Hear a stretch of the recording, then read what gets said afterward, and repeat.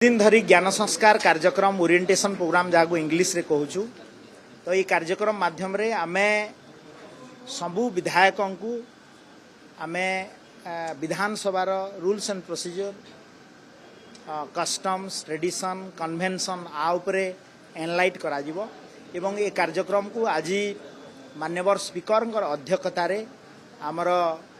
Leader of the house माननीय मुख्यमंत्री मोहन चरण माझीकर एवं तांकर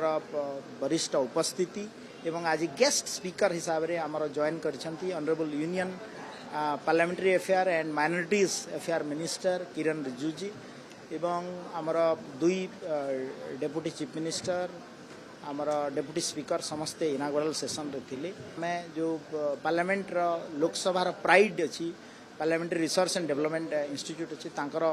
किछि वक्तव्य रहिबो एवं तापरे परे ई नेभा प्रैक्टिस उपरे किछि वक्तव्य रहिबो एवं आगामी काली मध्य से भले हमर प्रोग्राम रखाइछि एवं मोटामोटी कहबा गले ई ओरिएंटेशन प्रोग्राम निश्चित भाव रे विधायक मानन को लाभदायी हेबो एवं आगामी दिन रे गोटे भल विधायक हेबे भल वक्ता हेबे एवं रूल्स एंड प्रोसीजर उपरे विधानसभा रे भल परफॉर्मेंस करिवे ई आशा और विश्वास नहीं कि कार्यक्रम कराई ये अभियोग निराधार आज आपण माने निजे देखिले जे गृहर नेता माननीय मुख्यमंत्री सबु बेले तांको सबु राज्य रे तांकर स्थान उच्च रे अछि एवं आजिर कार्यक्रम रे आपण माने जो आधार रे समाने बॉयकॉट कले आपण माने देखिथिबे ये आधार निराधार ए माने अप्रसंग को प्रसंग करूछंती तो आज भी आपण देखंतु जे माननीय स्पीकर अध्यक्षतार इनागुराल मीटिंग हेछि एवं इनागुराल सेशन रे आमे माननीय मुख्यमंत्री ताकू उद्घाटन करिसंती माननीय यूनियन मिनिस्टर किरण रिजिजू जींकर जो पार्लियामेंट्री अफेयर सदैव उपस्थिति रे उद्घाटन हेछि तो मु भाबुछि इथिरे राजनीतिकरण किछि नै रादर बिजू जनता दल एवं विरोधी दल कांग्रेस एमाने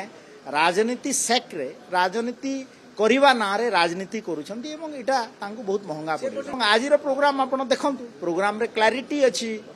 आपण माने विजुअल नै छंती ताठरे क्लैरिटी अछि एवं से कोन प्रशिक्षण देबे सेटा तांकर व्यापार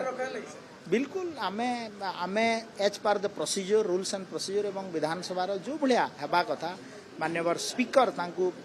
लीडर ऑफ अपोजिशन सहित ओवर फोन कथबार्ता होइछंती एवं तांको मते इनफॉरमेशन करिछंती से कहले मो दलर लोकंक सहित कथा है कि आपन को जणैबी तापरे भी कोन असुविधा है जे से तार उत्तर दे पारे।